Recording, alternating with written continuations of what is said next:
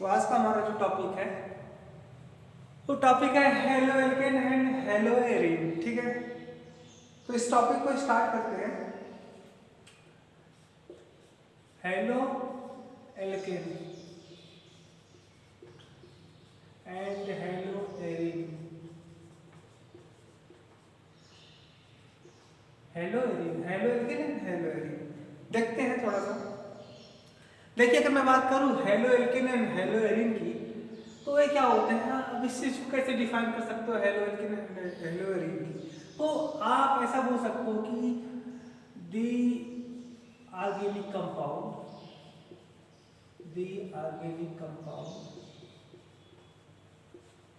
obtained which obtained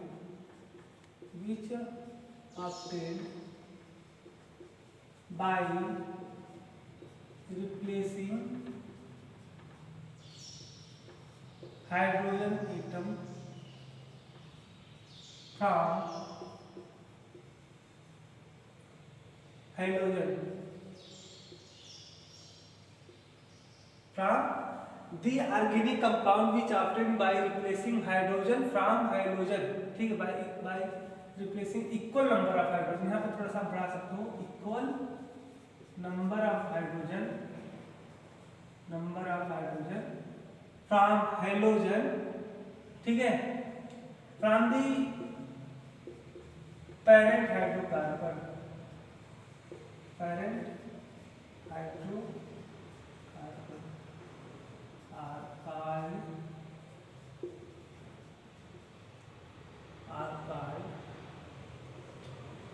hello. ठीक है, तो ऐसा ऑर्गेनिक कंपाउंड जो हमको कैसे ऑब्टेन होता है कि अगर कहीं पे पेरेंट हाइड्रोकार्बन है, उस पेरेंट हाइड्रोकार्बन से अगर हम क्या करते हैं, हाइड्रोजन को रिप्लेस कर दे। ठीक है, किससे? हेलोजन से। ठीक है, तो जो कंपाउंड हमको मिलने वाला है वो कंपाउंड कहलाएगा हेलोजन। जैसे मान लो कि सपोज दैट कोई हमारे पास एक हाइड्रोकार्बन है, सपोज दैट वो भी कौन सा है मेरे पास, मान लो मीथेन है मेरे पास में। अब इस मीथेन को क्या करने वाला हूं मैं, यहाँ पे देख रहा हूं कि ये हमारे पास कोई हाइड्रोकार्बन है। हाइड्रोकार्बन आप जानते हो क्या होता है hydrocarbon? the compound which are obtained by which are formed by only carbon and hydrogen। तो अगर मेरे पास कोई हाइड्रोकार्बन है, अब मैं क्या कर रहा हूँ यहाँ पे कि हाइड्रोकार्बन से जो हाइड्रोजन है ना, यहाँ पर भी हाइड्रोजन, तो यहाँ पे पर्टिकुलरली हम मीथेन ले रहे हैं। ठीक है, मीथेन। तो हम अगर एक काम करें कि इस हाइड्रोकार्बन से हाइड्रोजन को रिप्लेस कर दो, मान लो कि मैं हाइड्रोजन को बाहर निकाल देता हूँ। ठीक है, हाइड्रोजन को रिप्लेस कर दो, रिप्लेस करने का मतलब बाहर निकाल देना। ठीक है, और किससे मैं कर दूं रिप्लेस कर दूं? By replacing equal number of hydrogen. ठीक है, फ्रॉम हाइड्रोजन, हाइड्रोजन मतलब यक्स। ठीक है, यक्स हाइड्रोजन वैसे जनरल नेम है। ठीक है, एक इसमें हाइड्रोजन में क्या यक्स की जगह क्या क्या हो सकता है? फ्लोरीन हो सकता है, क्लोरीन, ब्रोमीन, आयोडीन। ठीक है, इन चारों को कलेक्टिवली बोला जाता है हाइड्रोजन। तो मैं क्या करने वाला हूँ यहाँ पे कि हाइड्रोजन को रिप्लेस कर दे रहा हूँ। हाइड्रोजन को निकाल करके मैं क्या कर रहा हूँ, हाइड्रोजन को बाहर निकाल करके उसके जगह पे क्या ला रहा हूँ मैं? हाइड्रोजन ला रहा हूँ। तो हमारे पास एक कंपाउंड इस तरीके का कंपाउंड बनेगा। ठीक है, इस तरीके का बनेगा। ओके, हाँ देखो, अब क्या है कि अगर मैं हाइड्रोजन को निकाल करके हाइड्रोजन को रिप्लेस कर दे रहा हूँ बाय दी हाइड्रोजन, तो हाइड्रोजन को निकाल करके मैं क्या ला रहा हूँ, हाइड्रोजन बाहर निकलेगा और उसके जगह पे क्या आएगा? हाइड्रोजन आएगा। तो जो हमको जो ऑर्गेनिक कंपाउंड मिला है, ये ऑर्गेनिक कंपाउंड हमारा क्या कहलाएगा? हेलोएल्केन। ओके, तो इसी तरीके से मान लो सपोज दैट मैं जनरल फार्मूला लेता हूँ, कोई हाइड्रोकार्बन, मान लो कोई हाइड्रोकार्बन है। ठीक, इस हाइड्रोकार्बन को क्या कर रहा हूँ मैं, यहाँ पे हाइड्रोजन से इस हाइड्रोकार्बन से हाइड्रोजन को बाहर निकाल कर और इसके जगह पे मैं क्या ला रहा हूँ? हाइड्रोजन ला रहा हूँ। तो यहाँ पे इस टाइप का हमारे पास कंपाउंड बनेगा। इस टाइप के कंपाउंड को क्या बोलेंगे? हेलोएल्केन। क्या बोलेंगे? हेलोएल्केन। ओके, तो ये सारी चीजें थोड़ा सा आप राइट डाउन कर सकते हैं, लिख सकते हो थोड़ा सा। ठीक है,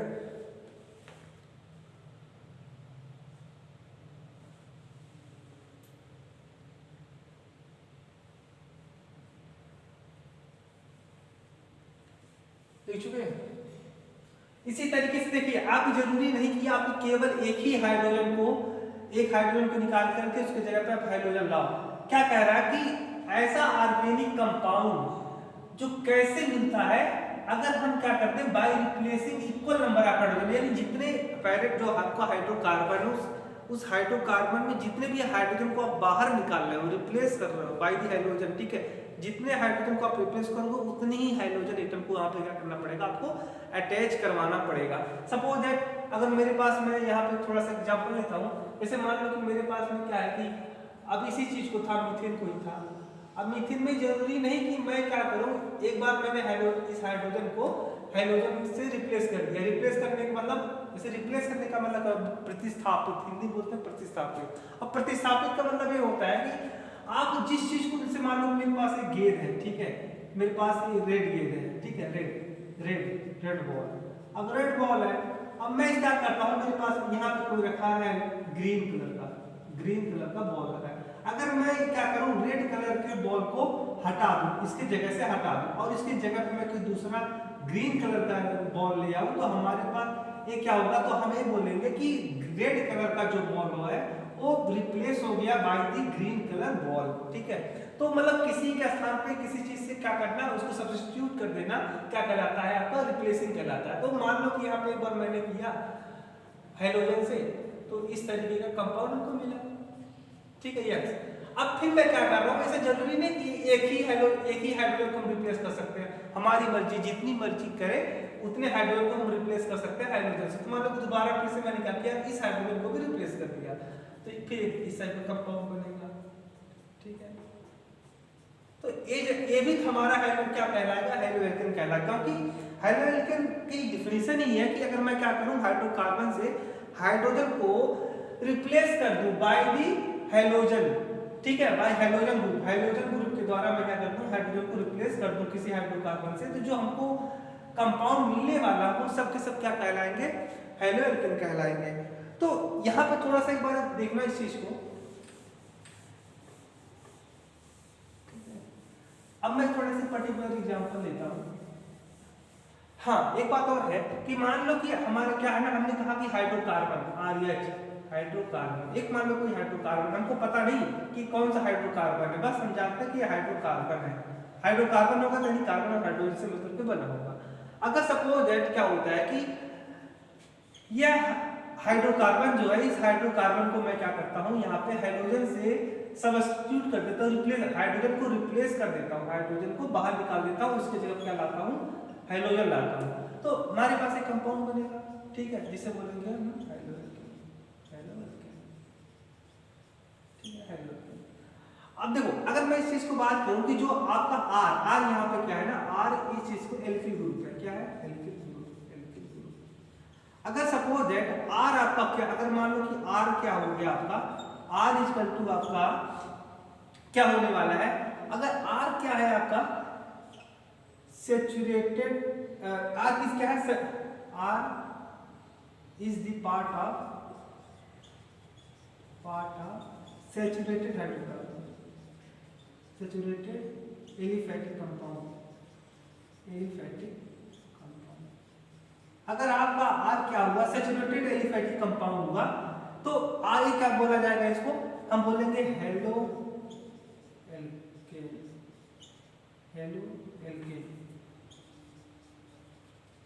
अगर R की जगह पे क्या हुआ, बेंजीन हुआ, क्या हुआ, बेंजीन हो गया, यानी आपका एरोमेटिक कंपाउंड हुआ, कोई एरोमेटिक कंपाउंड का R वाला पार्ट है, तो इसे क्या बोलेंगे, आपको हेलोएरीन बोलोगे, क्या बोलोगे, हेलोएरीन। ये सारी चीजें थी, जल्दी से नोट डाउन करो।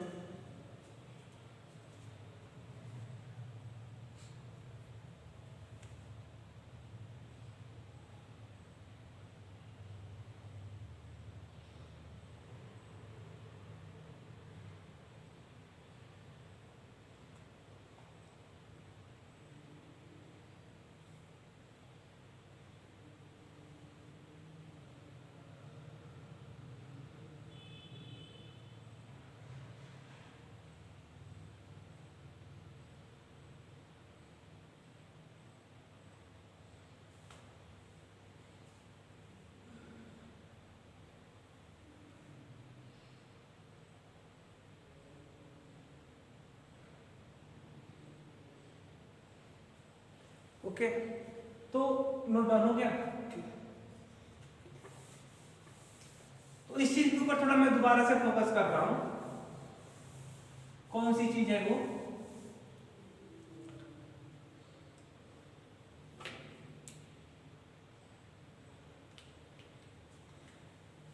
वो ये चीज है कि जैसे सपोज दैट मान लो कि देखो मैं भी बात कर रहा था कि यहाँ पे मैंने क्या किया था कि हमारे पास कोई हाइड्रोकार्बन था और इस हाइड्रोकार्बन में जो प्रेजेंट हाइड्रोजन है, इस हाइड्रोजन को मैं रिप्लेस कर दे रहा था बाय दी हाइड्रोजन, हाइड्रोजन को निकाल करके मैं हाइड्रोजन ला रहा था।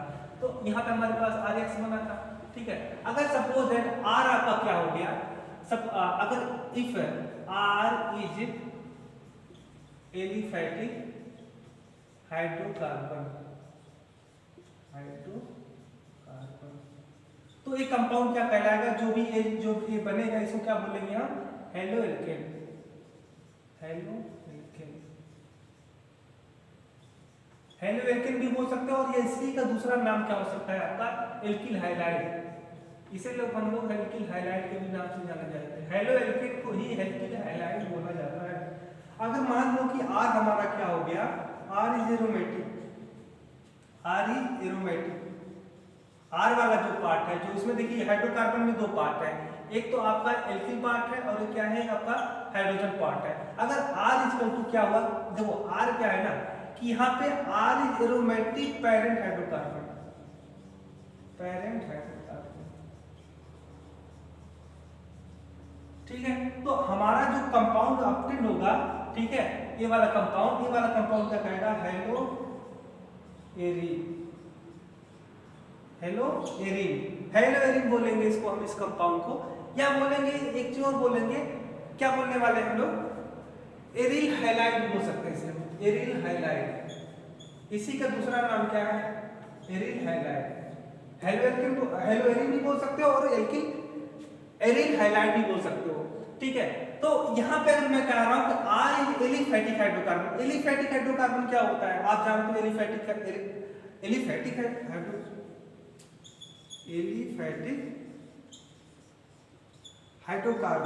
एलिफैटिक हाइड्रोकार्बन क्या होता है आपको पता होगा। मैंने यहाँ पर तो बोला हूँ R इज एलिफैटिक हाइड्रोकार्बन, ठीक है। R क्या पार्ट हुआ आपका, एलिफैटिक हाइड्रोकार्बन। एलिफैटिक हाइड्रोकार्बन क्या होता है कि सैचुरेटेड हाइड्रोकार्बन, सैचुरेटेड हाइड्रोकार्बन क्या बोलते हैं, एलिफैटिक हाइड्रोकार्बन। जैसे सपोज दैट आपका क्या हो गया, methane, ethane, propane, butane, hexane, ठीक है, जिसमें क्या हो, सैचुरेटेड होना चाहिए। अगर हाइड्रोकार्बन कैसा होगा आपका, अगर हाइड्रोकार्बन आपका सैचुरेटेड है तो उसे क्या बोलेंगे, एलिफैटिक हाइड्रोकार्बन। और एरोमेटिक हाइड्रोकार्बन क्या होता है, अगर R is aromatic parent hydrocarbon, aromatic, तो एरोमेटिक हाइड्रोकार्बन आप जानते हो कैसा हाइड्रोकार्बन जो क्या हो, एरोमेटिक नेचर का हो। जैसे आपका बेंजीन हो गया, क्या होगा, बेंजीन। तो अगर मान लो कि आप ये बेंजीन है, तो ये बेंजीन वाला क्या है आपका, एरोमेटिक हाइड्रोकार्बन है। तो अगर आप क्या हुआ, एरोमेटिक हाइड्रोकार्बन हुआ तो उसे हम बोलेंगे हेलो एरिन या एरिल हाइलाइड। अगर R वाला पार्ट क्या हुआ आपका, एलिफैटिक हाइड्रोकार्बन हुआ तो उसे क्या बोलेंगे, हेलो एल्केन या एल्किल हाइलाइड।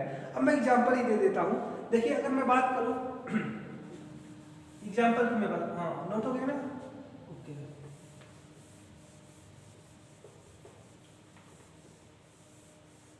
सपोज दैट मैं कह रहा हूं कि R के, देखो R के दो सिचुएशन बन रहे हैं यहाँ पे, एल्किल जो ग्रुप है उसके दो सिचुएशन बन रहे हैं। एक तो आपका हो सकता है कि आपका जो पेरेंट हाइड्रोकार्बन हो क्या हो, एलिफैटिक हाइड्रोकार्बन, और दूसरा क्या हो आपका कि R जो हो आपका एरोमेटिक हाइड्रोकार्बन हो।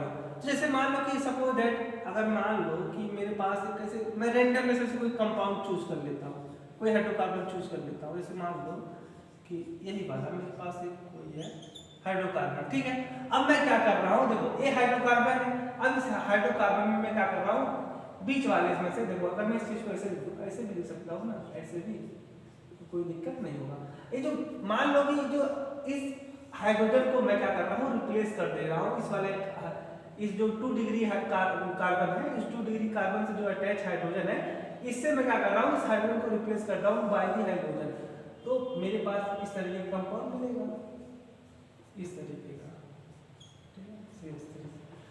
अब अगर आपसे कोई ये पूछे कि किस टाइप का हेलो एल्केन है कि हेलो एल्केन है कि हेलो एरीन है, कौन सा कंपाउंड है, तो आपको ये देखना पड़ेगा कि यहाँ पे जो पेरेंट हाइड्रोकार्बन था, जो मैंने जिसका पेरेंट का मतलब होता है जिससे कोई चीज क्रिएट होता है, ठीक है, तो पेरेंट का मतलब जो जन्मदाता है, ठीक है, तो इस कंपाउंड की जन्म इस कंपाउंड का जो पेरेंट है, यानी जो इसके पेरेंट का मतलब समझते हो, पेरेंट माने माता पिता, तो इसके माता पिता कौन है, ये वाला, क्यों, क्योंकि इसी से ये जो कंपाउंड बना है यहाँ से ही बना है, यहाँ से ही इसकी उत्पत्ति हुई है, क्रिएशन हुआ है, तो इसलिए क्या बोले जाएंगे, पेरेंट हाइड्रोकार्बन है, क्या है, पेरेंट हाइड्रोकार्बन। अब हम ये देख रहे हैं कि पेरेंट हाइड्रोकार्बन कैसा है, एलिफैटिक है, एलिफैटिक हाइड्रोकार्बन, क्यों, क्योंकि सैचुरेटेड है। देखो यहाँ पे सैचुरेटेड हाइड्रोकार्बन का मतलब आप जानते ही हो कि ऐसा हाइड्रोकार्बन जिसमें क्या होता है, कार्बन और कार्बन के बीच में कोई सिंगल बॉन्ड पाया जाता है, उसे बोलते हैं सैचुरेटेड हाइड्रोकार्बन। तो यहाँ पे आप देख रहे हो कि कार्बन और कार्बन के बीच में केवल और केवल सिंगल बॉन्ड है, कहीं पे भी मल्टीपल बॉन्ड का मतलब सिंगल डबल बॉन्ड या ट्रिपल बॉन्ड नहीं है, इसलिए ये जो हाइड्रोकार्बन होगा आपका, ये हाइड्रोकार्बन कैसा, पेरेंट हाइड्रोकार्बन एलिफैटिक है, तो एलिफैटिक है इसलिए इसका क्या नाम पड़ेगा, कैसा होगा आपका, हेलो एल्केन कहलाएगा, क्या कहलाएगा, हेलो एल्केन बोलो या एल्किल हैलाइड बोलो, एक ही बात है, एल्किल हैलाइड, तो आपको इस टाइप का कंपाउंड, ठीक है। अब आपसे कोई पूछे कि ये वाला कंपाउंड किस टाइप का है, यक्स मान लो, ठीक है, ये किस टाइप का हेलो एल्केन है, सॉरी हेलो एल्केन, तो ये क्या है आपका, एल्किल हैलाइड है, क्यों, क्योंकि यहाँ पे जैसे मीथेन है ना, तो मीथेन में आप मीथेन किस टाइप का हाइड्रोकार्बन है, एलिफैटिक हाइड्रोकार्बन है, क्योंकि इसमें कार्बन अनसैचुरेशन है नहीं, इसलिए क्या है, एलिफैटिक हाइड्रोकार्बन, इसका पेरेंट जो हाइड्रोकार्बन था वो क्या था, एलिफैटिक था, इसलिए क्या बोलेंगे, ये भी किस टाइप का है आपका, हेलो एल्केन या एल्किल हैलाइड टाइप का हेलो एल्केन है, ठीक है। आगे चलते हैं, देखिए अगर मैं बात कर रहा हूं बार बार,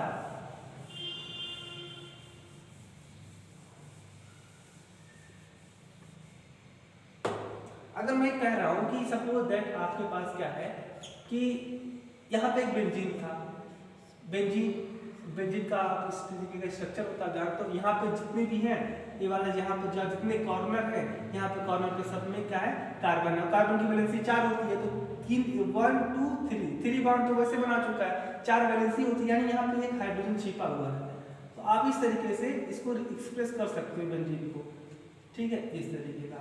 अब मैं क्या कर रहा हूँ ना कि सपोज दैट मैं इसको ऐसे कर दे रहा हूँ कि हमारा क्लोरीन है, अब मैं क्या कर रहा हूँ, इस बेंजीन में जो प्रेजेंट हाइड्रोजन है, इस प्रेजेंट हाइड्रोजन को क्या कर रहा हूँ, मैं रिप्लेस कर दे रहा हूँ बाय द क्लोरीन, ठीक है, रिप्लेस कर दे रहा हूँ, तो हमारे पास कैसा कंपाउंड मिलेगा, इस टाइप का कंपाउंड मिलेगा, इस तरीके का। तो इस जो कंपाउंड है आपको क्या बोला कहलाएगा, हेलो एरीन इसलिए कहलाएगा कि इसका जो पेरेंट हाइड्रोकार्बन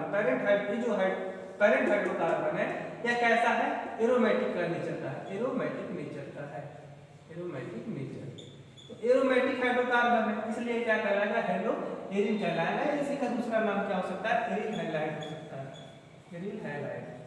तो ये चीजें आपको याद रखनी कर सकता है। अगर मैं बात करूं हेलो एरीन की, तो हेलो एरीन भी 2 टाइप के होते हैं, एक होता है आपका न्यूक्लियर सब्स्टिट्यूटेड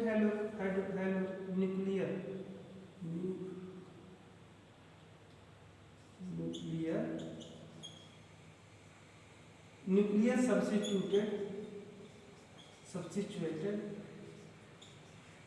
और दूसरा क्या हो सकता है, साइड चेन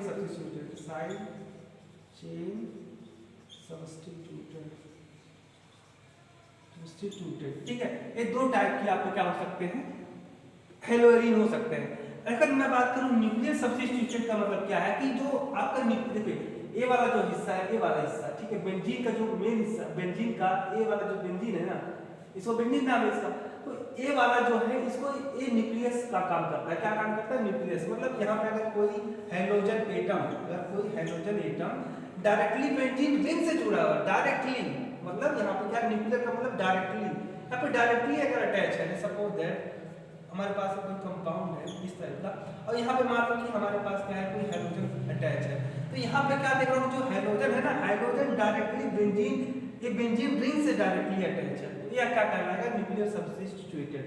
और साइड चेन सब्स्टिट्यूटेड का मतलब ऐसा हेलोएरिन जिसमें क्या हो कि हाइड्रोजन जो हो, हाइड्रोजन डायरेक्टली बेंजीन रिंग से अटैच नहीं होगा, डायरेक्टली बेंजीन रिंग से अटैच नहीं होगा। तो किस टाइप का होगा, तो अगर डायरेक्टली बेंजीन रिंग से नहीं अटैच होगा तो इस टाइप का कुछ सिचुएशन बनेगा, ठीक है, इस टाइप का मान लो हमारे पास सिचुएशन बन रहा है। तो यहाँ पे क्या देख रहे हो कि जो हाइड्रोजन है, हाइड्रोजन इस CH2 से अटैच है, किससे, CH2 से। और CH2 देखो यहाँ से CH2 से अटैच है ना कि बेंजीन रिंग से। देखो बीच में कुछ मतलब देखो यहाँ पे क्या हो रहा है, बेंजीन रिंग से कोई साइड चेन निकली है, ठीक है, इस साइड चेन से हाइड्रोजन अटैच है, ना कि ये हाइड्रोजन डायरेक्टली बेंजीन से अटैच नहीं, इसके बीच में कुछ इस बेंजीन रिंग और हाइड्रोजन एटम के बीच में कोई और भी क्या है आपका ग्रुप है, CH2 ग्रुप है। तो इस टाइप का क्या हो गया आपका, अगर इस टाइप का कोई आपके पास हेलोएरिन है तो ये क्या कहलाएगा, साइड चेन सब्स्टिट्यूटेड हेलोएरिन कहलाएगा। तो आपको ये समझ में आया कि हेलोएरिन दो टाइप के होते हैं, न्यूक्लियर सब्स्टिट्यूटेड और side chain substituted. Nuclear substituted तब कहलाएगा जब कोई hydrogen atom directly benzene ring से जुड़ा होगा। अगर hydrogen atom directly benzene ring से न जुड़ करके किसी और अदर एटम के थ्रू जुड़ता है तो वह क्या कहलाएगा, साइड चेन सब्स्टिट्यूटेड कहलाएगा। तो ये बात समझ में आई आपको, हाँ ओके, तो नोट करो 1 मिनट के अंदर।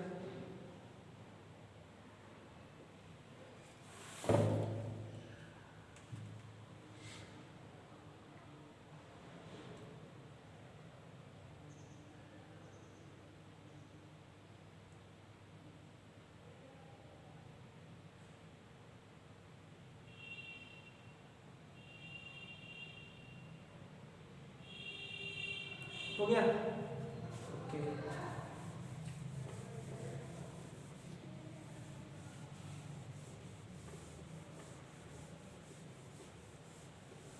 तो चीजें हमको धीरे धीरे समझ में आने लगी होंगी, ठीक है। आगे चलते हैं। तो हमने कहा कि देखो हम हेलो एल्केन और हेलो एरिन के बारे में पढ़ रहे हैं, ठीक है। अभी तो हम कॉमनली पढ़ रहे हैं, फिर धीरे धीरे क्या कर रहे हैं हम चीज को हेलो एल्केन के अलग तरीके से पढ़ेंगे और हेलो एरिन को अलग चैप्टर के रूप में पढ़ेंगे। तो अगर मैं बात करूं हेलो एल्केन का, ठीक है, हेलो एल्केन हेलो एरिन, अगर मैं बात करूं कि नेचर के बारे में, ठीक, आप जानते हो कि कोई भी चाहे हेलो एल्केन हो चाहे हेलो एरिन हो, दोनों में क्या होता है कि कार्बन और यक्स मतलब कार्बन और हाइड्रोजन के बीच में बॉन्ड पाया जाता है। जैसे कोई भी ले लो, मान लो आप हेलो एरिन ले रहे हो, क्या ले रहे हो, हेलो एरिन, तो हेलो एरिन है, मान लो ये है कोई कंपाउंड, या आप कोई क्या ले रहे हो, हेलो एल्केन ले रहे हो, सपोज दैट आप यही कंपाउंड ले रहे हो, ठीक है, ठीक है। तो यहाँ पे आपने क्या देखा कि ये कार्बन है, तो कार्बन यानी CX बॉन्ड, ठीक है, और यहाँ पर भी CX बॉन्ड, इन दोनों में क्या पाया जा रहा है, CX बॉन्ड पाया जा रहा है, क्या पाया जा रहा है, CX बॉन्ड पाया जा रहा है, यहाँ पर भी और यहाँ पर भी। तो इन दोनों में कॉमन क्या है कि कार्बन और हाइड्रोजन के बीच में बॉन्ड बना रहेगा। तो यहाँ पर अगर मैं बात करूँ नेचर की बात, किसकी बात करूँ, नेचर ऑफ CX बॉन्ड, ठीक है, क्या करूँ बात, नेचर ऑफ CX बॉन्ड। तो अगर मैं इस चीज की बात करूं कि किसी भी हेलो एल्केन या हेलो एरिन की दी केमिकल प्रॉपर्टी में बात करूं, दी केमिकल प्रॉपर्टी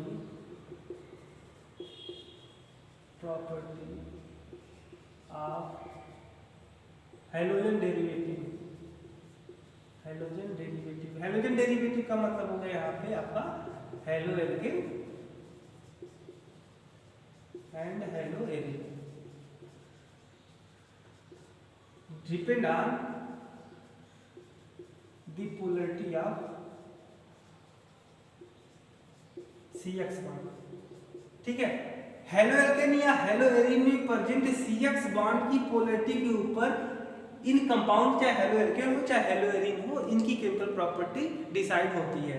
यानी हेलो एल्केन और हेलो एरिन का जो केमिकल प्रॉपर्टी क्या होगा, हेलो एल्केन और हेलो एरिन की केमिकल प्रॉपर्टी क्या होगी, एक कौन डिसाइड कर रहा है, तो ये जो CX बॉन्ड है, इन दोनों में जो प्रेजेंट CX बॉन्ड है जो है ना, इसकी जो पोलैरिटी होगी इसके ऊपर इन दोनों की केमिकल प्रॉपर्टी डिपेंड करने वाली है, ठीक है। अगर मैं बात करूं, ठीक है, on the basis of polarity, तो यहाँ पे अच्छा अभी इसकी पोलैरिटी हम देखते हैं कि किस टाइप की पोलैरिटी है, किस पे क्या चार्ज आएगा, कार्बन पे कैसा चार्ज होगा, हाइड्रोजन पे कैसा चार्ज होगा, उनके स्ट्रेंथ के बारे में देखेंगे।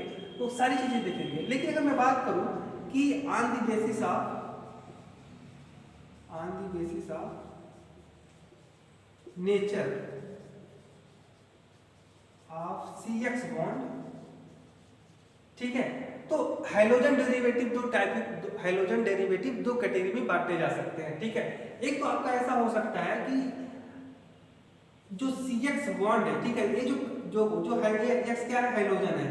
अगर हाइड्रोजन ऐसे कार्बन से जुड़ा है, होगा हाइड्रोजन, यह कार्बन कैसा है, अगर हाइड्रोजन एटम ऐसे कार्बन से जुड़ा है जो कैसा है, sp3 हाइब्रिडाइड है, तो ठीक है। तो पहला कंडीशन ऐसा हो सकता है कि जो हाइड्रोजन एटम हो कैसे, किस कार्बन से अटैच हो, ऐसे कार्बन से अटैच हो जो sp3 हाइब्रिडाइजेशन रखता हो। क्या रखता हो, sp3 हाइब्रिडाइजेशन रखता हो। जैसे सपोज दैट मैं मान लेता हूं कि आप ऐसा भी ले सकते हो ना कि यही वाला, तो देख रहा है कि जो हाइड्रोजन एटम है, या हाइड्रोजन एटम ऐसे जुड़ा है, ऐसे इस कार्बन से जुड़ा है, इस या हाइड्रोजन एटम इस कार्बन से जुड़ा है, और एक कार्बन कैसा है, इस कार्बन का हाइब्रिडाइजेशन क्या है, तो आप देख सकते हो कि इसका हाइब्रिडाइजेशन क्या है, sp3, ठीक है। तो ऐसा एक सिचुएशन हो सकता है। अब मैं दूसरा एग्जांपल लेता हूं थोड़ा सा,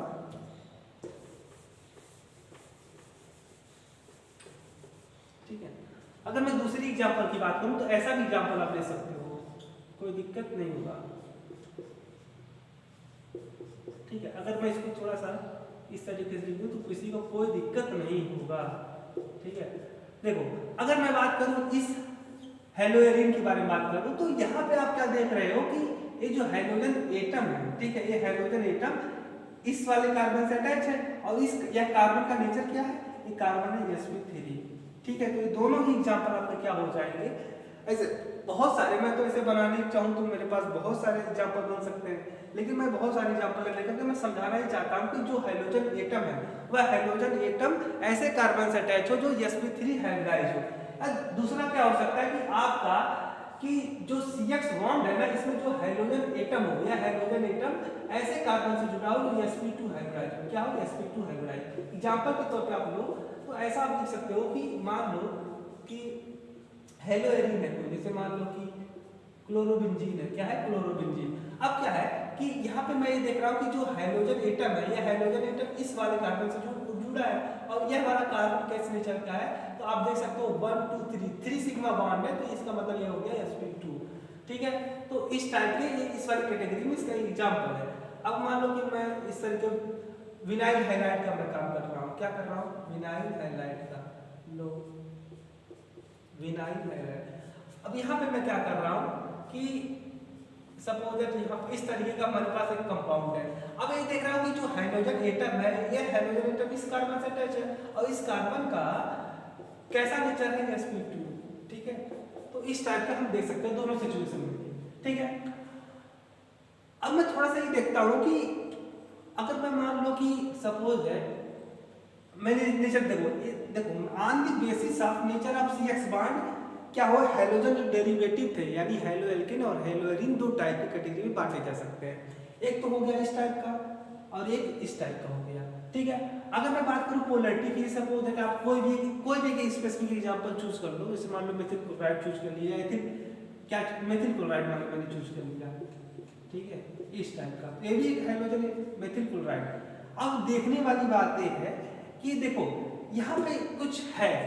अगर मैं बात करूं इस CX बॉन्ड की, यानी CX बॉन्ड की बात करूं, कार्बन और क्लोरीन के बीच में जो बॉन्ड बना उसकी पोलैरिटी के बारे में बात करूं, मतलब पोलैरिटी का मतलब हो गया कि ऐसा सिस्टम जिसमें क्या हो कि किसी मतलब एटम के ऊपर पॉजिटिव चार्ज हो, किसी पर नेगेटिव चार्ज हो, और ये डिफरेंट डिस्टेंस पे एक दूसरे के क्या हो वो सब्स्टिट्यूटेड हो, मतलब रखे हुए हो। तो अगर मैं इसकी बात करूंगा तो हाइड्रो जो क्लोरीन एटम है, हम जानते हैं chlorine atom is more electronegative, ठीक है, और देन कार्बन जो क्लोरीन की इलेक्ट्रोनेगेटिविटी होती है वो कार्बन से ज्यादा होती है। तो यहाँ पर जब कोवैलेंट बॉन्ड बना था कार्बन और क्लोरीन के बीच में, तो हुआ क्या था कि कार्बन ने एक इलेक्ट्रॉन दिया था शेयरिंग में और क्लोरीन ने इलेक्ट्रॉन दिया, तो इन दोनों जो शेयरिंग इलेक्ट्रॉन था ये कार्बन और क्लोरीन के दोनों के बीच के सेंटर में, यानी न तो इधर ज्यादा न तो इधर, मतलब बीचों बीच क्या था, मतलब क्या था, बॉन्डिंग इलेक्ट्रॉन था, ये बॉन्डिंग इलेक्ट्रॉन कहाँ पे था, बीचों बीच सेंटर पार्ट में था। लेकिन जैसे ही समय बीता तो क्लोरीन ने धोखा दे दिया। ठीक है, क्लोरीन ने बोला कि भाई मैं इलेक्ट्रोनेगेटिव ज्यादा हूँ, ठीक है, और मैं इलेक्ट्रोनेगेटिव ज्यादा हूँ यानी मेरी जो स्ट्रेंथ है बॉन्डिंग इलेक्ट्रॉन पेयर को अपनी तरफ खींचने की वो ज्यादा है। इसलिए मैं क्या करने वाला हूँ कि मैं इस जो शेयरिंग इलेक्ट्रॉन था मैं अपनी तरफ शिफ्ट कर लूंगा, हल्का सा क्या कर लूंगा, अपनी तरफ खींच लूंगा। तो अगर मान लो कि अब क्लोरीन ज्यादा है तो अगर ये खींचना चाहता है, क्लोरीन क्या चाहता है कि अपनी तरफ खींचना चाहता है बॉन्डिंग शेयरिंग इलेक्ट्रॉन पेयर, ठीक है, इस शेयरिंग इलेक्ट्रॉन पेयर को अपनी तरफ खींचना चाहते हैं तो खींच लेगा, और कार्बन कुछ कर भी नहीं पाएगा। इसलिए नहीं कर पाएगा कि क्योंकि कार्बन की जो स्ट्रेंथ थी वो इसीलिए शेयरिंग इलेक्ट्रॉन पेयर को अपनी तरफ खींचने की वो क्लोरीन से कम थी। तो क्लोरीन जबरदस्ती करके क्या कर लेगा, इसको अपनी तरफ थोड़ा सा शिफ्ट कर लेगा। जब अपनी तरफ अगर शिफ्ट कर लेगा तो क्या होने वाला है यहाँ पे, क्योंकि कार्बन रोक भी नहीं पाएगा क्योंकि क्लोरीन ज्यादा इसकी क्या है स्ट्रेंथ ज्यादा है क्लोरीन की। जैसे मान लो कि आप क्या होता है कि आप एक दुबला पतला व्यक्ति है और क्या है, एक बहुत ज्यादा हट्टा कट्टा मोटा व्यक्ति है, ठीक है, जो उसके पास बहुत पावर बॉडी बिल्डर है। अब क्या है कि उनमें दोनों में दोस्ती हुई, ठीक है, क्या हुई, दोस्ती हुई, मान लो कि दोनों ने मिलकर कोई सामान खरीदा, ठीक है। अब क्या हुआ, उनके बीच में कुछ कहा सुनी हो गई, तो क्या होगा कि जो पावरफुल था वह जो दोनों ने मिलकर लिया था सामान को उसको क्या करेगा, अपनी तरफ अपने रख लेगा, और जब अपने रख लेगा तो जो दुबला पतला व्यक्ति है वो कर भी कुछ नहीं पाएगा, कहेगा ठीक है भाई ले जाओ, तुमने मुझे धोखा दिया, कोई बात नहीं ले जाओ। तो क्या हुआ कि क्लोरीन जैसे ही थोड़ा सा इलेक्ट्रॉन अपनी तरफ शिफ्ट करेगा, तो मान लो कि बीचों बीच था पहले, तो ये वाला इलेक्ट्रॉन यहाँ पे आ गया, कहाँ पे आ गया, क्लोरीन की तरफ थोड़ा सा ज्यादा शिफ्ट हो गया क्लोरीन की तरफ। तो क्लोरीन के ऊपर क्या हुआ कि इलेक्ट्रॉन डेंसिटी बढ़ गई, क्योंकि ये जो इलेक्ट्रॉन डेंसिटी था शेयरिंग इलेक्ट्रॉन पेयर था ये क्लोरीन की तरफ थोड़ा शिफ्ट हो गया। तो जानते हो कि जब भी कहीं पर किसी भी एटम के ऊपर इलेक्ट्रॉन डेंसिटी बढ़ती है यानी इलेक्ट्रॉन डेंसिटी की एक्सेस होती है तो उसके ऊपर कैसा चार्ज आता है, निगेटिव चार्ज, यानी इसके ऊपर कैसा चार्ज आने वाला है, निगेटिव चार्ज, और इसके ऊपर कैसा चार्ज आने वाला, पार्शियल पॉजिटिव चार्ज, ठीक है। तो देखो इपोलैरिटी है, यहाँ पे क्या हुआ, पोलैरिटी डेवलप हो गई, CX बॉन्ड में क्या डेवलप हो गई, पोलैरिटी। तो इस पोलैरिटी का नेचर किस तरीके का है, इस कंपाउंड की क्या करने वाला है, केमिकल प्रॉपर्टी डिफाइन होने वाली है, डिसाइड होने वाली है, यही पोलैरिटी डिफाइन करेगी कि कौन सा कंपाउंड क्या है, ज्यादा मतलब कौन रिएक्शन फास्ट देगा, कौन स्लो देगा, किसका क्या नेचर होगा।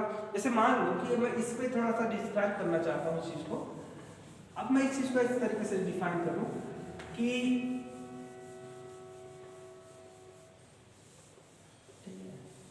जैसे मान लो कि एथिल क्लोराइड में लेता हूँ, क्या लेता हूँ, एथिल क्लोराइड, एथिल क्लोराइड। अब मैं इस चीज को ऐसे भी लिख सकता हूँ एथिल क्लोराइड, ठीक है। तो अगर मैं मान लो कि इस क्लोरीन मैं रिएक्शन करवा रहा हूँ, मान लो कि मैं करवा रहा हूँ यहाँ पे आपका एक्वस KOH से रिएक्शन में करा रहा हूँ, तो यहाँ पे जो हाइड्रोक्साइड आयन है या हाइड्रोक्साइड आयन आसानी से इजीली क्या कर लेगा कि इस क्लोरीन को बाहर निकाल देगा, यानी सब्स्टिट्यूट कर देगा, यानी यहाँ पे जो सब्स्टिट्यूशन रिएक्शन होगा वह आसानी से हो जाएगा, यानी यहाँ पे इस तरह का कंपाउंड इजीली बन जाएगा, बहुत फास्ट बनेगा, ठीक है। तो ये जो रिएक्शन होने वाला है थोड़ा फास्ट होने वाला है, क्यों, क्योंकि जो हाइड्रोक्साइड आयन है इस क्लोराइड मतलब इस क्लोरीन एटम को आसानी से रिप्लेस कर सकता है, ठीक है। तो यहाँ पे इस तरह का कंपाउंड बनेगा, ठीक है। तो अगर इसी तरीके से कंपाउंड है,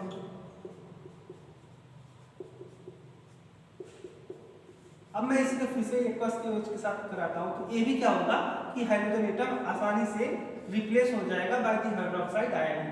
तो इस तरीके का सिस्टम बनेगा हमारे पास, ऐसा कंपाउंड बनने वाला है, ठीक है। अब बात आती है कि देखो ये देखो ऐसा क्यों हुआ, क्योंकि यहाँ पे जो हाइड्रोजन एटम अटैच था इस कार्बन से, कार्बन का नेचर क्या था, sp3, और इसका भी क्या नेचर था, sp3, ठीक है। तो यहाँ पे क्या हुआ, देखो अगर sp3 की आप बात करोगे तो sp3 जो हाइब्रिड ऑर्बिटल होता है, इस sp3 हाइब्रिड ऑर्बिटल में अगर मैं बात करूँ यस परसेंटेज की, तो यस परसेंटेज कितना होता है इसमें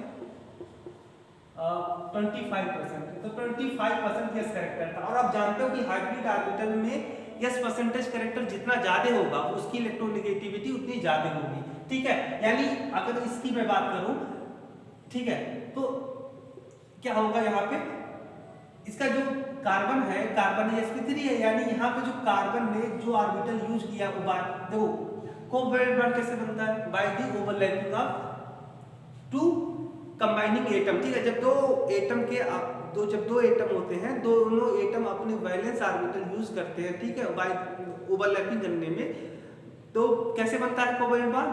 इस चीज को तो आप तो पढ़ चुके हो, वैलेंस बॉन्ड थ्योरी में कहता है कि covalent bond are formed by the overlapping of overlapping of valence orbital of two atom. जब दो एटम के वैलेंस ऑर्बिटल आपस में ओवरलैप करते हैं तो क्या बनता है, कोवैलेंट बॉन्ड। तो इसका जो है देखो, अगर मैं बात करूं क्लोरीन भी अपना ऑर्बिटल यूज किया होगा, ठीक है, और कार्बन ने भी अपना ऑर्बिटल यूज किया होगा, तो इन दोनों ने जब ओवरलैपिंग किया तो एक कोवैलेंट बॉन्ड बना। sp2 है, यानी यहाँ पे जो हाइब्रिड ऑर्बिटल है, सपोज दैट इसका जो हाइब्रिड ऑर्बिटल में क्या होता है, हाइब्रिड ऑर्बिटल में एक लोब बड़ा होता है, एक लोब क्या होता है, छोटा होता है। ये मान लो कि हमारा क्या कैसा हाइब्रिड ऑर्बिटल है, ये sp3 वाला है। और इसी तरीके से मैं मान लूं कि यहाँ पे मैं क्या कर रहा हूँ कि यहाँ पे अच्छा x को मैं हटा कर कुल मिला देता हूँ, और मान लो कि मैं इस टाइप के कंपाउंड की बात कर रहा हूँ, ठीक है। अब जरा देखते हैं, देखो ये जो है हाइड्रोजन एटम है, एक हाइड्रोजन एटम जिस कार्बन से अटैच है, इस वाले कार्बन से, ये इस एटम का नेचर क्या है, इस एटम का नेचर है sp2 हाइब्रिडाइज। क्या है, sp2 हाइब्रिडाइज।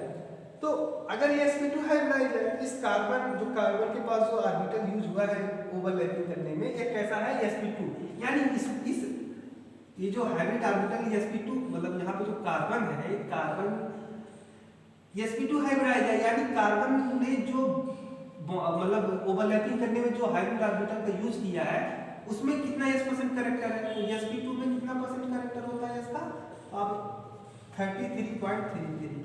यानी यहाँ पे क्या है कि देखो इसमें s कैरेक्टर, इस और इसमें देख लो कहाँ गया 25, तो किसका ज्यादा, इसका ज्यादा है, यानी इस वाले हाइब्रिड ऑर्बिटल में s कैरेक्टर ज्यादा है, यानी s कैरेक्टर ज्यादा का मतलब इसकी इलेक्ट्रोनेगेटिविटी ज्यादा है। और जानते हो जब किसी की एटम की इलेक्ट्रोनेगेटिविटी ज्यादा हो जाती है तो क्या होता है कि इफेक्टिव न्यूक्लियर चार्ज बढ़ जाता है, और इफेक्टिव न्यूक्लियर चार्ज बढ़ने से क्या होता है कि जो ऑर्बिटल क्या करता है, ऑर्बिटल को अपनी तरफ अट्रैक्ट कर लेता है, और ऑर्बिटल को अट्रैक्ट करेगा तो क्या होगा कि ऑर्बिटल की साइज छोटी हो जाएगी। यानी यहाँ पे मैं बात करूँ, अगर इसकी साइज ऐसे ही रही होगी तो इसकी साइज थोड़ी सी छोटी इस तरीके की रही होगी, ठीक है। तो यहाँ पे देखो एक लोब, जो ये लोब है ना, ये लोब बड़ा है और ये लोब छोटा है। आप ये भी जानते हो कि अगर देखो कोई बॉन्ड कितना स्ट्रेंथ होगा इस बात पर डिपेंड करता है कि जो ऑर्बिटल है, ऑर्बिटल की साइज कैसी है। तो यहाँ पे आप देखो कि अगर क्या है कि जो ऑर्बिटल है, ऑर्बिटल का जो लोब है, क्या है, लोब है, वो लोब अगर स्मॉल साइज का है तो ज्यादा से ज्यादा इफेक्टिव ओवरलैपिंग होगा। क्या होगा, ज्यादा इफेक्टिव ओवरलैपिंग होगा। तो अगर ज्यादा इफेक्टिव, देखो इस केस में यानी ये वाला जब हाइब्रिड ऑर्बिटल यूज होगा, ये वाला हाइब्रिड ऑर्बिटल, यानी यहाँ पे अगर sp2 हाइब्रिडाइज होगा तो यहाँ पे अगर जो मान लो क्लोरीन एटम का है तो यहाँ पे जो बॉन्ड बनेगा ये मोर स्ट्रॉन्गर बनेगा। क्या बनेगा, मोर स्ट्रॉन्गर, क्योंकि आप ये जानते हो कि ऑर्बिटल की साइज जैसे बढ़ेगी वैसे इफेक्टिव ओवरलैपिंग जोन घट जाता है। तो यहाँ पे छोटे छोटे अगर है तो इनके बीच में क्या होगा, इफेक्टिव ओवरलैपिंग होगा। और यहाँ पे बिग है तो यहाँ पे उतना पर यूनिट वॉल्यूम जो है इलेक्ट्रॉन डेंसिटी इनके बीच में वो कम होगा। तो इसकी जो है, इसकी तुलना में ये जो बॉन्ड स्ट्रेंथ है कम होगी, ठीक है, इसकी मोर स्ट्रांग होगी। ये बॉन्ड जल्दी टूटेगा नहीं, अगर मोर स्ट्रांग हुआ तो टूटेगा नहीं। तो इसलिए क्या होता है कि यहाँ पे अगर आप इस चीज को डायरेक्टली रिप्लेस करना चाहते हो, अगर मान लो कि मैं हाइड्रोक्साइड आयन से इसको डायरेक्टली रिप्लेस करना चाहता हूँ, ठीक है, मैं चाहता हूँ कि हाइड्रोजन एटम रिप्लेस हो जाए बाय द हाइड्रोक्साइड आयन, तो ये चीज नहीं पॉसिबल होगा। क्यों, क्योंकि यहाँ पे जो बॉन्ड बना है, कोवैलेंट बॉन्ड बना है, बहुत ज्यादा स्ट्रॉन्ग है, ठीक है, क्या है, बहुत ज्यादा स्ट्रॉन्ग है। और बहुत ज्यादा स्ट्रॉन्ग होने के नाते क्या होगा कि ये क्लोरीन एटम जल्दी से छोड़ करके नहीं जाएगा, ठीक है, जल्दी छोड़ करके नहीं जाएगा। और वैसे एक और इसका कारण तो एक और इसका है कि इसलिए नहीं छोड़ के जाता, क्योंकि यहाँ पे क्या होता है, बेंजीन रिंग से क्या होता है कि यहाँ पे ये रिजोनेंस से करने लगता है। तो रिजोनेंस से अब इसका जो, वैसे इसको बताना नहीं चाहिए यहाँ पे, तो यहाँ पे क्या होता है कि जो इसका लोन पेयर है, लोन पेयर इसके साथ में रिजोनेंस वाले से यहाँ पे डबल बॉन्ड कैरेक्टर हो जाता है। तो डबल बॉन्ड तो और ज्यादा स्ट्रॉन्ग हो गया, इसलिए नहीं होता है। और यहाँ पे मैं इस चीज की बात कर रहा हूँ, तो यहाँ पे भी आप इस चीज को नहीं रिप्लेस कर सकते डायरेक्टली। अगर डायरेक्टली आप रिप्लेस करना चाहते हो तो ये रिएक्शन पॉसिबल नहीं होगा, क्योंकि यहाँ पे जो यहाँ पे जो जिस सेंटर से क्लोरीन एटम जुड़ा है ये sp2 हाइब्रिडाइज है, और यानी यहाँ पे ये वाला जो बॉन्ड होगा ना, ये बॉन्ड मोर स्ट्रॉन्गर होगा, और मोर स्ट्रॉन्गर बॉन्ड जल्दी टूटते नहीं है, जब तक टूटेगा नहीं बॉन्ड, जब तक ब्रेक डाउन नहीं होगा बॉन्ड, तब तक क्लोरीन एटम बाहर क्यों निकलेगा, नहीं निकल पाएगा। अब जान लो कि यहाँ पे इसकी जो स्ट्रेंथ है CX बॉन्ड की स्ट्रेंथ ज़्यादा हुई तो क्या होगा कि छोड़ के जाएगा ही नहीं, ब्रेक बॉन्ड जल्दी ब्रेक नहीं होगा, क्योंकि बॉन्ड को तोड़ने के लिए एनर्जी चाहिए, और एनर्जी आपको ज़्यादा सप्लाई करनी पड़ेगी, तब जाके हो सकता है ड्रेस्टिक कंडीशन लगाए तब आप चाहो ये क्लोरीन एटम रिप्लेस हो जाए बाय हाइड्रोक्साइड आयन। लेकिन अगर ये बॉन्ड वीक हुआ तो आसानी से क्या हो सकता है कि ये रिप्लेस हो सकता है। तो ये चीज़ को मैं देखा कि किसी भी हेलो एल्केन हो या हेलो एरीन हो, इसकी रिएक्टिविटी, ठीक है, किस टाइप का नेचर का मतलब रिएक्शन देगा, इस बात पे डिपेंड करता है इसकी पोलरिटी क्या है। तो मगर यहाँ पे मैं जनरल तरीके से लिख दूँ कि अगर ये बॉन्ड स्ट्रांग होगा, क्या होगा, बॉन्ड स्ट्रांग होगा, तो जो सब्स्टिट्यूशन रिएक्शन होगा वो क्या होगा, सब्स्टिट्यूशन रिएक्शन वो स्लो होगा या नहीं भी दे सकता है, स्लो होगा, क्या होगा, स्लो। ठीक है, अगर मैं इस चीज को इस तरीके से बात करूँ तो कि अगर ये बॉन्ड वीक हुआ तो सब्स्टिट्यूशन रिएक्शन क्या होगा, फास्ट देगा, वीक हुआ तो सब्स्टिट्यूशन फास्ट होगा, सब्स्टिट्यूशन रिएक्शन फास्ट होगा। ठीक है, तो इस तरीके से आप चीजों को समझ सकते हो। आज इस बात समझ में क्या, चलो अच्छी बात है। तो आगे थोड़ा सा देखते हैं, हमने इतनी सारी चीजें पढ़ ली है, ठीक है, अब थोड़ा सा हम पढ़ते हैं ना। अब देखो मैं स्पेसिफिक एग्जांपल, मतलब अब मैं हेलो एरिन को नहीं पढ़ूंगा यहाँ पे, अब मैं हेलो एल्केन के बारे में पढ़ने वाला हूँ। तो मैं यहाँ पे हेलो एरिन को मिटा दिया, ठीक है, रेज कर दिया, इरेज कर दिया। अब मैं थोड़ा सा देखता हूँ हेलो एल्केन के बारे में, ठीक है। अगर मैं बात करूँ हेलो एल्केन, तो हेलो एल्केन जो होते हैं ना, इसको आप ऑन द बेसिस ऑफ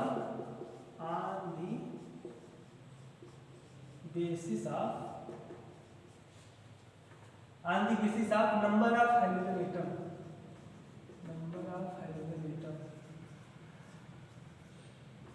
किसी हेलो एल्केन में कितने हाइड्रोजन एटम प्रेजेंट है, इसके बेसिस पे हम क्या कर सकते हैं, हेलो एल्केन का डिवाइडेशन कर सकते हैं। ठीक है, तो यहाँ पे कई कैटेगरी बन सकते हैं, जैसे आपका बन सकता है पहला कि मोनो हेलो एल्केन, दूसरा die halo alkane, try hello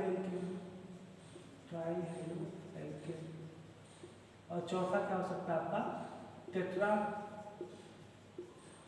halo alkane, और पांचवा क्या हो सकता है पॉली हेलो एल्केन। तो 5 कैटेगरी में बांट सकते हैं, मतलब इसको डिवाइड, हेलो एल्केन को 5 कैटेगरी में डिवाइड कर सकते हैं on the basis of number of hydrogen atom, यानी हेलो एल्केन में कितने हाइड्रोजन एटम प्रेजेंट है, इसके बेसिस पे हम क्या कर सकते हैं कि 5 कैटेगरी में डिवाइड कर सकते हैं। मोनो का मतलब होता है 1, डाई का मतलब 2, ट्राई का मतलब 3, और टेट्रा का मतलब 4, और पॉली का मतलब अगर आप 4 से ज्यादा हो तो क्या बोलेंगे, उसे पॉली बोलेंगे। ठीक है, पॉली मतलब मेनी होता है, पॉली का मतलब मेनी होता है, मेनी। ठीक है, टेट्रा का मतलब 4, ट्राई का मतलब 3, डाई का मतलब 2। नाम से ही पता चल रहा है कि ऐसा हेलो एल्केन जिसमें क्या हो कि एक ही हाइड्रोजन एटम प्रेजेंट हो, उसे बोलेंगे मैं मोनो हेलो एल्केन।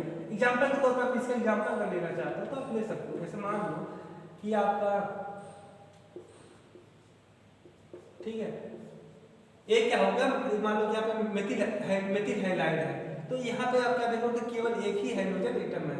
ठीक है, इसी तरीके से आप एथिल हैलाइड ले सकते हो, तो ये भी क्या है, एक ही हाइड्रोजन एटम है, तो ये भी इसी के कैटेगरी का है। अब मान लो कि आपका क्या है कि एक किस टाइप का है, चलिए तो हेलो एरिन में फिर से आ गया, हेलो एरिन मुझे पढ़ना ही नहीं है। ठीक है, हेलो एरिन ने मुझे नहीं पढ़ना। जैसे मान लो कि यही वाला एग्जांपल है जो मैं पहले दिया था, विनाइल क्लोराइड, क्या विनाइल क्लोराइड, तो यहाँ पे भी क्या हुआ आपका एक ही हाइड्रोजन एटम है, इसलिए क्या है मोनो हेलो एल्केन है। ठीक है, तो ये सारी चीजें आप देख सकते हो कि मोनो का मतलब पता चला, मोनो मतलब एक, यानी ऐसा हेलो एल्केन जिसमें केवल एक ही हाइड्रोजन एटम, उसे क्या बोलेंगे, मोनो हेलो एल्केन। ठीक है, अब दूसरी की मैं बात करूं डाई का, डाई वाले के एग्जांपल कैसे हो सकता है, डाई वाले एग्जांपल बहुत सारे हैं। ठीक है, जैसे मान लो डाई मतलब यहाँ पे मिथाइलिन क्लोराइड क्या है, क्या मिथाइलिन क्लोराइड, मैं पर्टिकुलर एग्जांपल लेता हूँ, मिथाइलिन क्लोराइड। तो इस मिथाइलिन क्लोराइड में कितने हेलोजन एटम, 2। तो एक किस टाइप का हो गया, डाई हेलोएल्केन टाइप का हो गया। अगर मैं मान लो कि मैं इस टाइप का से लिखता हूँ, क्या हो गया, ठीक है, ये भी क्या हो गया, यहाँ पे डाई हेलोएल्केन हो गया। ठीक है, वैसे अगर जानते हो एक चीज देखो, अगर दोनों हाइड्रोजन एटम, ठीक है, एक ही कार्बन से जुड़े, देखो ये वाला भी इस कार्बन से जुड़ा, ये वाला भी इस कार्बन से, तो इसे बोलते हैं जेम डाई हाइलाइट। क्या बोलते हैं, जेम डाई हाइलाइट। देख डाई हाइलाइट तो है, तो बात सही है, लेकिन किस टाइप का है, जेम टाइप का है, यानी दोनों हाइड्रोजन एटम एक ही कार्बन से अटैच होगा। यहाँ पर मैं क्या देख रहा हूँ कि जो ये वाला हाइड्रोजन एटम है इस कार्बन से अटैच है, ये वाला हाइड्रोजन एटम इस कार्बन से अटैच है, यानी दोनों हाइड्रोजन एटम अलग अलग कार्बन एटम से अटैच है। तो इस टाइप का क्या सिचुएशन बोलने पे क्या बोलेंगे आप, विसिनल डाई हाइलाइट,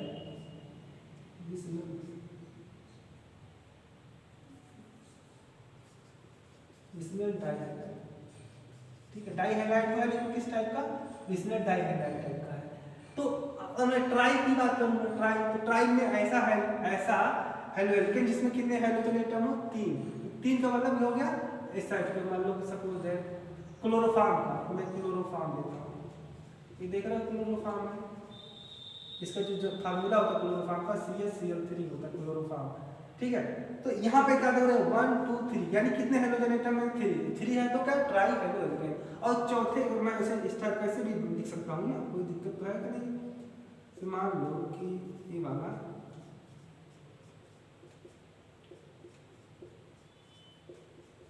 1 2 3, यानी 3 हाइड्रोजन एटम, यानी किस टाइप का हाइड्रोजन है, ट्राई। और टेट्रा का मैं ऐसे बता सकता हूँ कि कार्बन टेट्राक्लोराइड आप ले लो, टेट्रा का एग्जांपल आप कार्बन टेट्राक्लोराइड ले लो, CCl4। ठीक है, इसका जरा एक बार ऐसे बनाओगे तो ऐसे बनेगा। ठीक है, तो यहाँ पे कितने हाइड्रोजन एटम, 4। ठीक है, 1 2 3 4, तो एक इस टाइप का हो गया आपका टेट्रा हाइड्रोएल्केन हो गया। एक और एग्जांपल ऐसे लिख सकते हो, ऐसा भी तो हो सकता है कि एग्जांपल तो कई बनाने को आप तो कई सारे एग्जांपल बना सकते हो, मस्त ऐसे मैं 2 एग्जांपल तो शो कर रहा हूँ, बनाने को आप बहुत सारे एग्जांपल बना सकते हो। ठीक है, उसमें तो कोई बात नहीं है, बनाना ही तो है।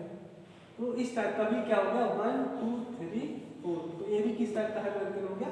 अब पॉली में क्या हो सकता है, पॉली में ऐसे मान लो कि पॉली में हो जाए, ऐसा भी हो सकता है ना कि इसमें बेंजीन है, और इस बेंजीन का मैं काम करूं कि यहाँ पे क्लोरीन से रिएक्शन करा देता हूँ, किससे, क्लोरीन से, in the presence of sunlight. ठीक है, तो इस टाइप का कंपाउंड बनता है हमारे पास, कैसा बनता है, इस टाइप का।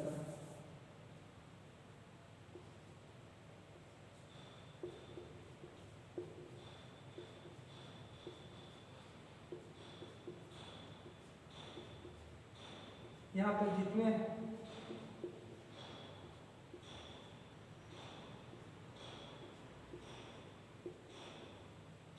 ठीक है, इसका अगर आप देखो, अगर इसका आप ऐसे फार्मूला ले सकते हो, C6 6 कार्बन है, 6 हाइड्रोजन है, वो 6 हाइड्रोजन 1 2 3 4 5 6, और क्लोरीन कितने हैं, 6, यानी इसका फार्मूला C6H6Cl6।